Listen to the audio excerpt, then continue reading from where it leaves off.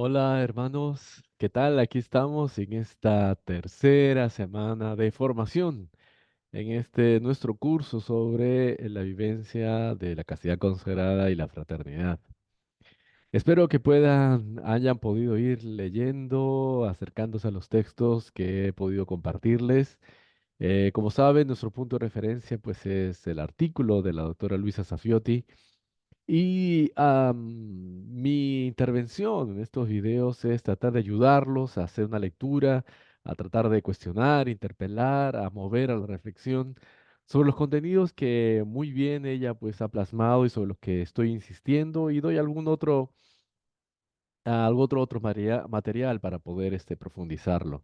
En esta semana vamos a ver en forma particular la castidad y la relacionalidad en la vida común, explícito ya como el meollo, digamos así, de nuestro curso. Eh, y pues nos adentramos a este. Yo les animo, he estado viendo un poco lo de los foros, les animo a seguir interviniendo, a que puedan darse la lectura, comentar. Como les digo, mi propósito es poder incentivar esta reflexión y que podamos buscar cómo traducirla a nuestra realidad formativa. Paso entonces al tema que vamos a tratar hoy. He puesto este texto, este es de un filósofo que trabaja en la Comunidad Valenciana y vamos a él. Dice, la banalización de las relaciones sexuales, entendemos el hecho de la genitalidad, ¿no? Es también un empobrecimiento físico de la sexualidad. Esta banalización, hacerlo vano, hacerlo burdo, hacerlo simplón, ¿no? Porque la sexualidad, requiere tanto para su comprensión como para su plenitud psicofísica de la intimidad como motivo y contenido de su ejercicio. Sí, ustedes saben que generalmente mucho más desde una perspectiva, una vivencia adolescencial, el sexo como actividad genital, encuentro corporal, toma esta fuerza, esta idealización, si quieren, ¿no? Las parejas que han vivido ya más años, y los mayores, los más ancianos, te comparten cómo poco a poco pues va no siendo esa misma intensidad, sino que la tuvo desde el principio, pero digamos en sus años posteriores pues la ven con mucha más claridad como esta relación entre ellos, la amistad, esta intimidad, este saber estar juntos, este poder compartir, cobra un rol, lo tuvo desde el principio, pero cobra aún mayor evidencia, ¿no? De su importancia. De hecho, cuentan las parejas, los que están unidos, casados, cómo posteriormente del mismo acto sexual, como el hombre que generalmente es más reacio a este diálogo de intimidad, es como después del acto sexual logran ellas tener este tipo de diálogo, ¿no? Este tipo de diálogo que a veces no son capaces de afrontar en otro momento. Incluso es aquello que permite justamente el mantenimiento del vínculo de relación. Este aspecto de la intimidad, este aspecto que ya hemos estado hablando antes, las semanas pasadas, como algo fundamental, algo que para nosotros en la vida consagrada no siempre es tratado, no siempre es estudiado, conocido, apreciado, cuidado. En la vivencia de nuestra propia vida célibe.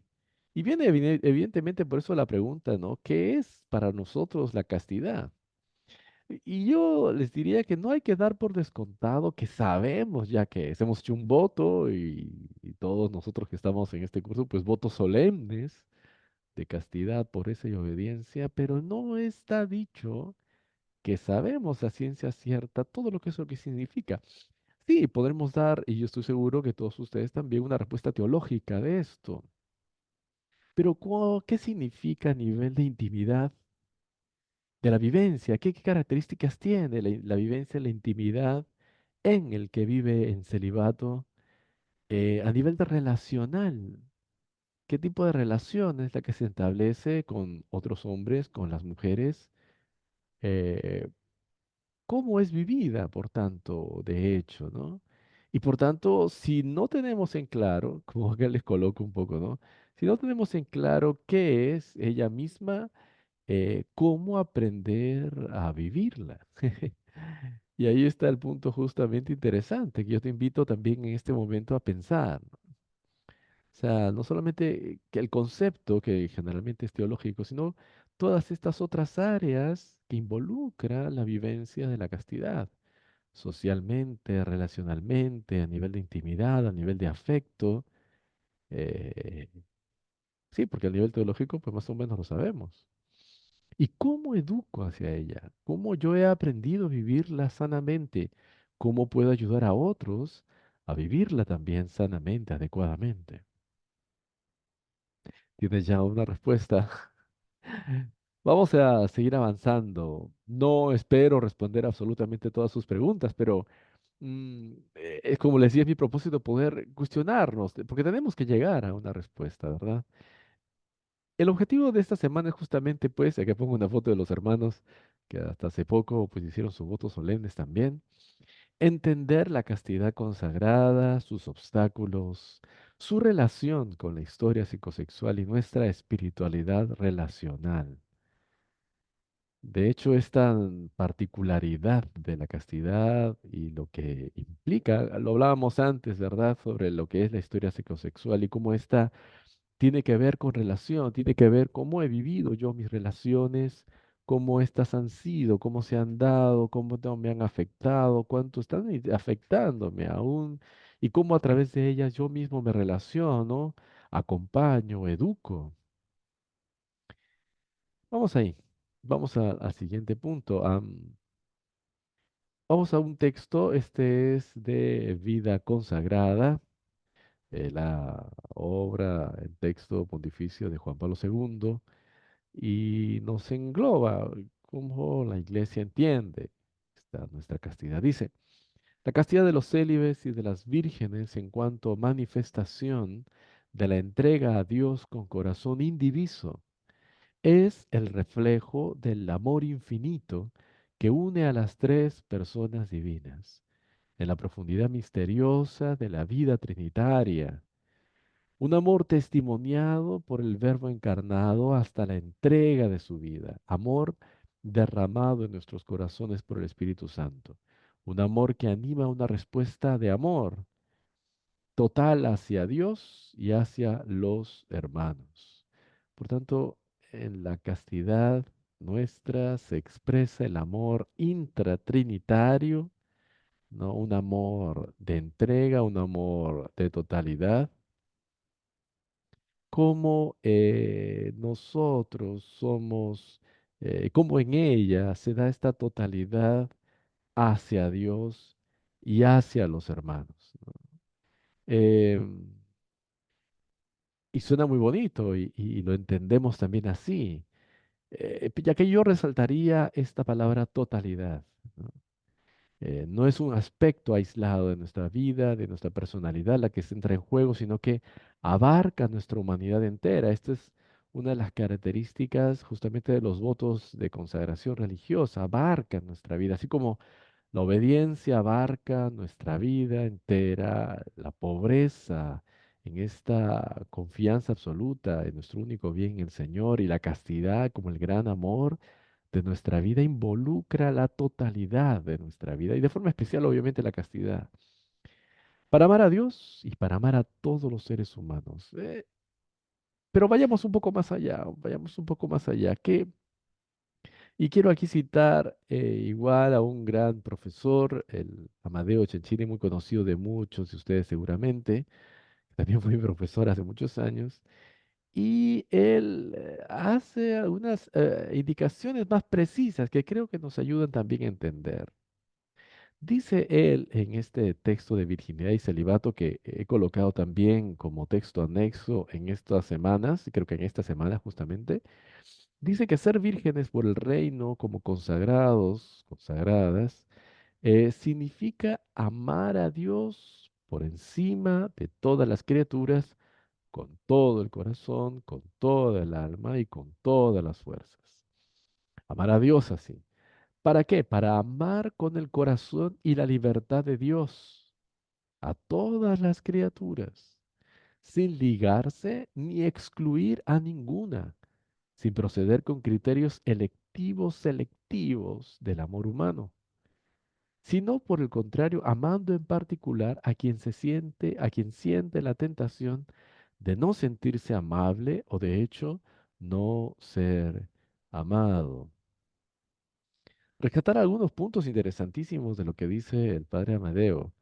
Esta totalidad del amor de Dios y justo con la expresión bíblica, ¿no? Con todo el corazón, con todas las fuerzas, con toda la mente, con todo el ser. Mm, eh, Esto ya tiene que hacernos ver cómo la vivencia del voto de castidad y nuestra consagración en celibato consagrado no puede ser una opción parcial en nosotros, porque a nosotros mismos nos crea un desajuste, ¿no? Es más bien una totalidad de amor a Dios, pero este amor a Dios debe matizar la forma con la que amamos a los demás.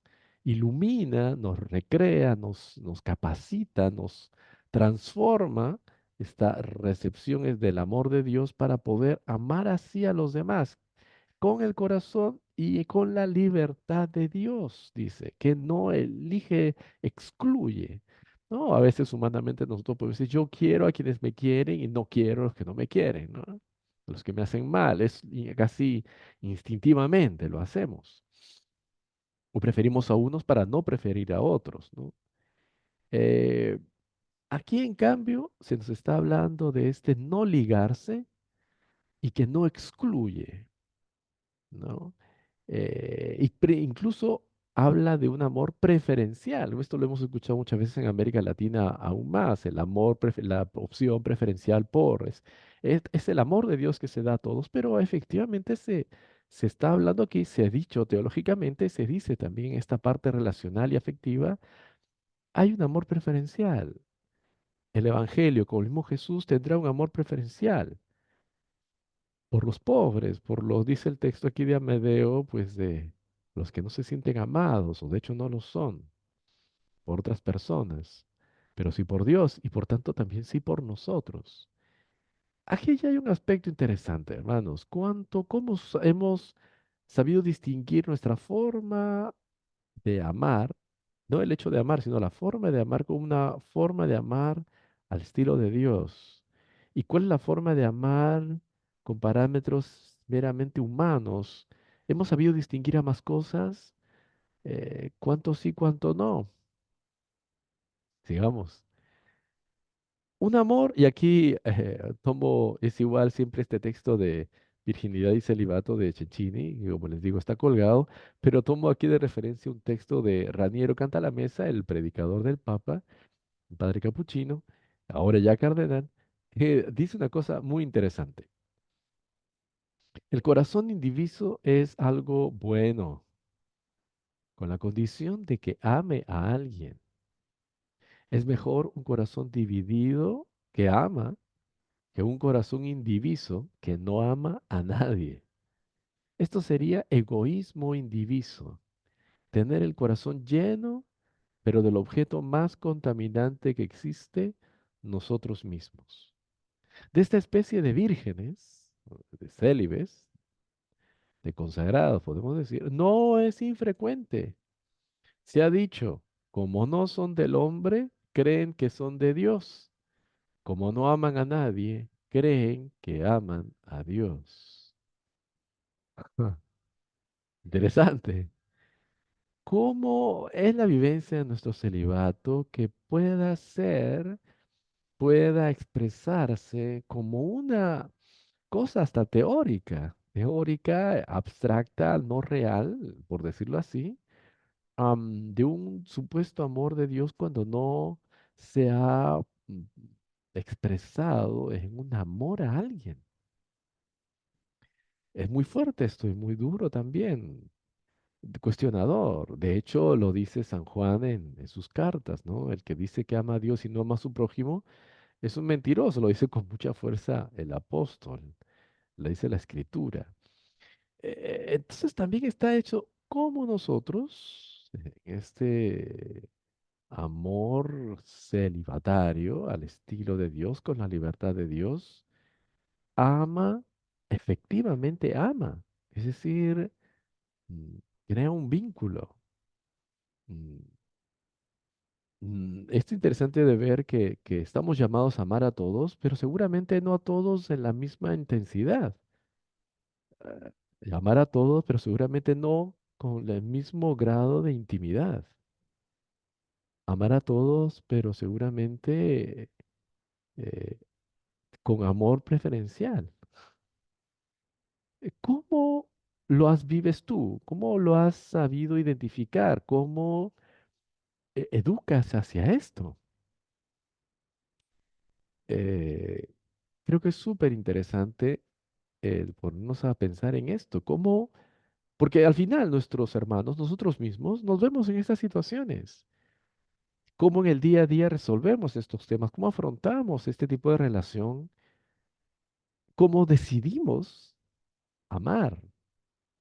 Lo dicen mucho en las catequesis para matrimonios y también en nosotros, ¿no? En nuestra formación. Decisión de amar. ¿Cómo estamos viéndonos no simplemente envueltos casi forzada o inconscientemente por la fuerza de los sentimientos o del amor de alguien, del amor de Dios o del amor de alguna persona que se acerca a nosotros? ¿Cómo decidimos afrontar ese amor ofrecido, desinteresado o quizá interesado también? ¿Cómo lo afrontamos? ¿Cómo lo leemos? ¿Cómo decidimos? ¿Qué cosa hacemos frente a eso? Seguimos con nuestro amigo el padre Sensini. En el mismo libro, la castidad significa renunciar por el reino al ejercicio genital. Hasta ahí ya lo sabíamos.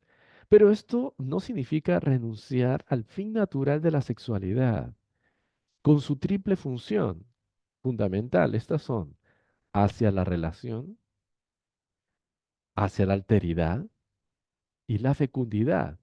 Y esto es contra el encerramiento narcisista, contra la homologación del otro, contra la esterilidad. Castidad virginal significa, por tanto, realizar el objetivo específico de la sexualidad a través de la opción virginal. Sumamente interesante me parece este texto también. Sin renunciar, vivir nuestra sexualidad sin renunciar a esto fin natural de la misma sexualidad, la relación. Es decir, si nosotros tenemos, como decíamos al principio en otra semana, nuestro gran llamado de vida consagrada y cristiana es aprender a amar, por tanto, significa entrar en relación, creación de vínculos. Sirve para la pedagogía, sirve para la formación, sirve para nuestra vida cristiana y nuestra santidad. Pero ¿qué tipo de vínculos? Esta relación que también incluso permite alteridad, es decir, reconocer al otro que es distinto de mí y por tanto, como hablábamos en un momento describiendo la intimidad, ser capaz también de ser influido positivamente, conscientemente por otra persona, dejarme cuestionar, dejarme iluminar, dejarme corregir, dejarme mm, querer. ¿Cómo lo hago? ¿Cómo lo permito? ¿Cómo lo llevo? Y fecundidad, porque significa también saber eso, dar vida, dar vida, más allá del hecho obviamente genital, sino que dar vida, ¿no? Suscitar por nuestra propia energía vital, nuestro propio entusiasmo de la vida, de las cosas que hacemos, suscitar también interés en otros que quieran vivir aquello que a nosotros también nos ilusiona, nos apasiona, nos motiva, y cuidar de aquellos que están sanamente, ¿no? De aquellos que están, que surgen con cariño, con respeto, un espacio, que es tan difícil, no siempre es tan fácil, ¿no? dice aquí, por eso justamente evitando este encerramiento narcisista. Claro, en aquel narcisista que cree que es el único, o sea, en su propio bajo autoestima, dominando a los demás, haciéndolos dependientes de él o de ella, eh, y por tanto en no una auténtica relación, ni aceptación del otro, ni vínculo con el otro. Como también coloco ahí esta homologación del otro, en que el otro simplemente es asimilado a mí mismo, como si fuera parte de mí, en este dominio, ¿no? Contra pues la esterilidad. Cuando no reconozco al otro y no, por tanto, no aprecio esta diversidad, esta alteridad, evidentemente, simplemente no escucho, no entiendo, no acojo. Obviamente no se genera, no se da una relación ni el amor, ni es fecundo, no es sacrificado, ni amoroso, ni entregado, ¿no? Sigamos avanzando, hermanos. Este tipo de vivencia, obviamente, de la castidad, de la vida consagrada, requiere integrar estas dimensiones psicosexual y la dimensión espiritual de nuestra vida. Querer vivir nuestra consagración sin la fe, sin la oración, sin esta contemplación de nosotros mismos, de nuestro interior y de la realidad que nos rodea, pues es la base humana necesaria sobre la cual el Espíritu Santo nos ayuda a vivir esto, ¿no? Por tanto, como pongo aquí, requiere purificación del corazón. Saber que es un camino que no termina y que, como San Agustín decía en el comentario al monte, al comentario al Sermón del Monte del Señor, ¿no? En su libro aquel que llega a la última bienaventuranza es justamente de aquellos que son puros de corazón, que no hay doblez, que hay claridad, que hay transparencia frente a nosotros mismos, frente a la realidad, ¿no? Purificar el corazón, una tarea de toda la vida, que significa a la vez de conocerlo, custodiarlo, conociendo nuestras fragilidades, nuestras tendencias, nuestras obsesiones, nuestras ansias, nuestros anhelos, nuestros deseos, cuidarlo, cuidarlo, como el Señor nos cuida, pero también nosotros conscientemente cuidarlo y cuidar el de los demás cuando los conocemos, ¿no? Creciendo en el amor es un ejercicio constante en este mismo contexto de que yo decido también crecer en el amor, ¿no? Cuando abro más, y tengo por eso que saber con quién y cómo, a quién abro yo más espacio en mi corazón, en mi amor, crecer en el amor, en que abre confianza, pero abre también entrega, abre también renuncias, que son vividas en la vivencia sana, obviamente, de todo esto. Pero son opciones en dar un paso más, una etapa más. Se quema una etapa y se entra a otra. En la relación con Dios. ¿Cómo estás notando tú que estás avanzando en el amor de Dios? El amor de Dios se ha derramado. El Señor es abundante, generosísimo. ¿Cuánto nosotros estamos dando, más bien cuánto experimentas tú que estás dando estos pasos en crecimiento con Él, quemando etapas para abrir otras? Porque del mismo modo también uno puede percibirlo en la relación con otra persona, que como dijimos antes, estos espacios de intimidad, que no pueden ser las mismas personas a las que servimos pastoralmente. Es otro plano de relación. Crecimiento en el amor, porque hay que estar atentos con la posibilidad siempre al lado de ese tercer camino o esa doble vida. Una realidad patente que está ahí en la iglesia y también en la orden. Cuánto, que es muy fácil al no abordar todos estos aspectos de la vivencia interna, afectiva, sexual, de nosotros, pues es humano, así que vamos a buscarla, atolondrados, sin control, eh, pero el ser humano la requiere, entonces se va a dar. Entonces el peligro, la posibilidad siempre, la doble vida está ahí, en que podamos dejarnos llevar por nuestra propia concupiscencia, nuestras propias fragilidades y dejar el modo de Dios, la libertad de Dios para amar a Él y al prójimo. Y una de las cosas que justamente es frecuente, y aquí y el libro, el artículo lo enfoca, es la vivencia de la soledad.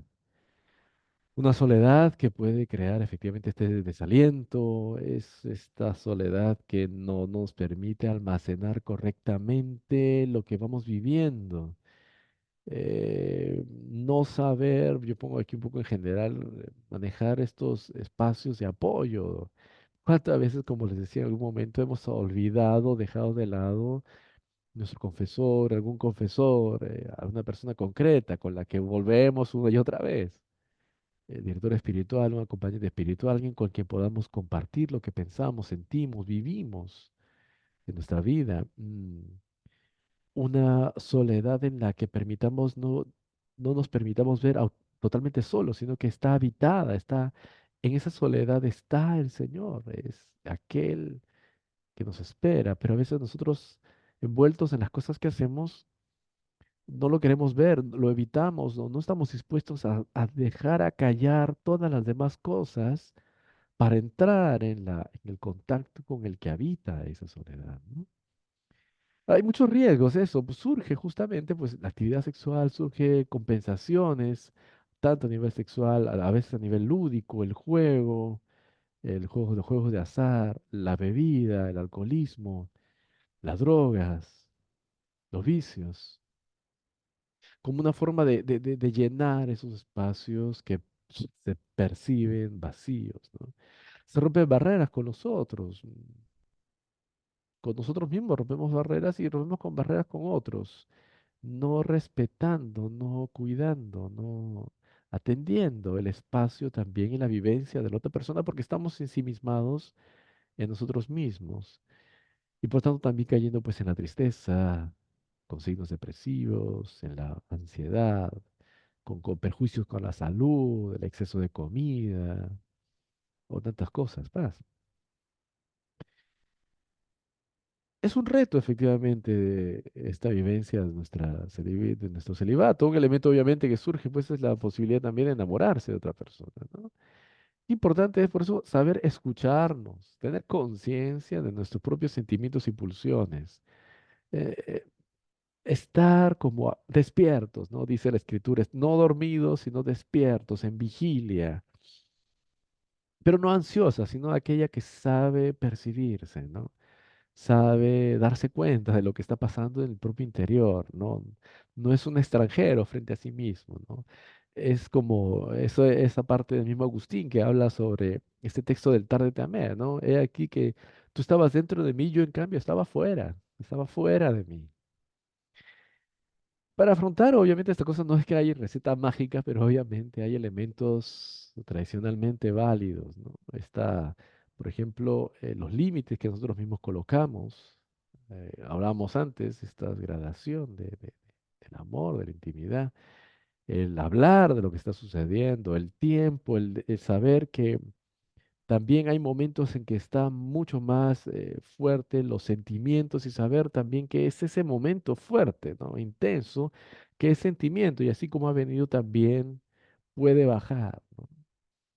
Como yo soy consciente a sí mismo de mi propio llamado, a contraparte del amor ofrecido por otra persona, o al cual a la cual me atrae, ¿no? En la conciencia siempre lo dice también, me parece que en la carta a Timoteo, ¿no? Ratificando, renovando el llamado que hemos recibido y la gracia que se nos ha dado por la imposición de las manos, dice la Escritura. Y que muchos, pues en común, como religiosos, la gracia que se nos ha dado en la promesa de nuestros votos. Y compartir experiencias, compartirlas. Lo mismo que hablábamos antes sobre aquellos que escuchan nuestras confesiones o nos acompañan en nuestra vida consagrada. Pero en todo esto surge también el elemento pues de la amistad, o sea, ¿es posible entonces ser amigos? Sí, y de hecho es lo más recomendable, es aquello tan agustiniano, recordamos siempre a Lipi Posidio, recordamos al mismo Agustín, recordamos la vivencia de aquellos amigos con los que comienza su comunidad, Sabemos el deseo, la inspiración humana y luego teológica de Agustín es de ser una sola alma y un solo corazón. Ser amigos que tienen experiencia incluso en la iglesia, ¿no? Pero sabemos efectivamente qué es la amistad, lo que significa, qué expresiones tienen los amigos a diferencia de las parejas. En el caso de un hombre y de una mujer, el sentido de estos momentos y cómo, por tanto, educamos también a estos gestos, ¿no? Dicen los especialistas que obviamente, y es indudable, o sea, obviamente sugiere pues eh,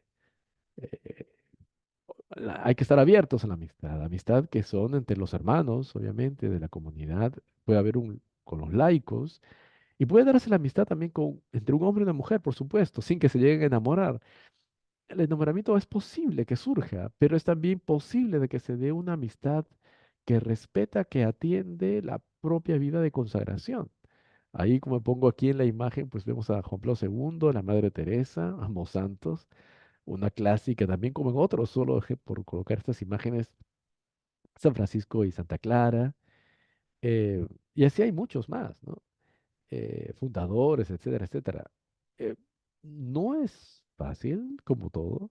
Es posible de ser vivido, por supuesto, pero requiere todas estas cosas de las cuales estamos hablando, ¿no? Esta claridad también, este pequeño, no pequeño, ha sido fuerte, intenso, también sacrificio por la vivencia consciente de lo que queremos llevar adelante como amigos. Eh, es una gracia y también un esfuerzo. Las constituciones de la orden nos hablan también de la amistad. Dice nuestra castidad, dice la Constitución de 63, está vivamente unida a la fraternidad. Un poco el tema de este curso. Fraternidad que hemos abrazado y que es manifestación de un amor verdaderamente fraterno. Está mejor salvaguardada en la comunidad, donde el verdadero amor fraterno crece entre sus miembros, se protege por la vigilancia recíproca y por la corrección fraterna, y se guarda por el vínculo de la amistad entre los hermanos, como nos recuerda la regla. Todos los hermanos tienen la responsabilidad de promoverla, aunque incumbe principalmente a los superiores, claro. ¿Qué quiero acentuar, salvaguardar de esta presentación? Pues dice que es salvaguardada nuestra castidad por el amor fraterno. Y como veíamos también en otro momento, la semana pasada, me parece, cuánto en cambio justamente la dureza que a veces podemos experimentar en las comunidades hace buscar otras cosas, ¿no? Y aquí dice que es salvaguardada justamente por este amor fraterno, este querernos los unos a los otros, esta vigilancia recíproca, es cierto. Es los verdaderos amigos que te corrigen, que te dicen y que tú aceptas porque sabes que te quieren y te lo dicen de buena forma y con buen ánimo, de buena onda, ¿no? eh, que te corrigen, no es esa vigilancia policíaca, pero es una sana, una sana libertad de decirnos también las cosas y de nosotros acogerlas, ¿no? Y que ojo, es salvaguardada justamente por la amistad, ¿no? La corrección, la vigilancia, la amistad, el cariño. La orden, por tanto, nos invita a vivir intensamente esta dimensión relacional entre nosotros, que es un objetivo, es un elemento fundamental, promover nuestra amistad entre nosotros para justamente vivir con esta alegría también, o esta ayuda mutua, pues nuestra propia consagración. Finalmente, hermanos, ya terminando esta pequeña intervención, la propia historia psicosexual continúa así. Queda pues efectivamente evidente que nuestra historia psicosexual no quedó en el pasado, continúa viviéndose, la continuamos viviendo ahora mismo hasta el final de nuestros días y por tanto necesita continuamente también ser, como les mencionaba antes, conocida, sentida, trabajada, acompañada, ¿no? Implica, por tanto, aquí lo pongo, un compromiso con una intimidad sana. Sí, un empeño, un trabajo siempre pendiente, un saber que Confesiones no han terminado todavía, no hemos acabado ese libro ni nuestro propio itinerario en la vida, un saber descubrir, desarrollar y crecer en el amor, en la relación, en la amistad, en la intimidad, con aquellos y en el modo y en el grado en el que hemos visto, hemos decidido es conveniente, el adecuado. Y esto requiere también de nuestra conciencia y madurez, ¿no? Los verdaderos amigos, dice, ¿no? La escritura, el que encuentra un amigo encuentra un tesoro. No son muchísimos. Aquellos con los que, eso como decía San Agustín, se comparte el mismo corazón. Eh, Son un regalo de Dios, un regalo precioso, una perla preciosa. Y que ha de cultivarse, que ha de generarse. No es de un día a otro, no es solamente cayó del cielo. Es humano y divino. Entonces, ha de tener también ese conocimiento. Y finalmente, como les decía, vivir, como es una historia que no termina, vivir las tensiones de distinto tipo que constante y continuamente todavía pues vivimos, ¿no?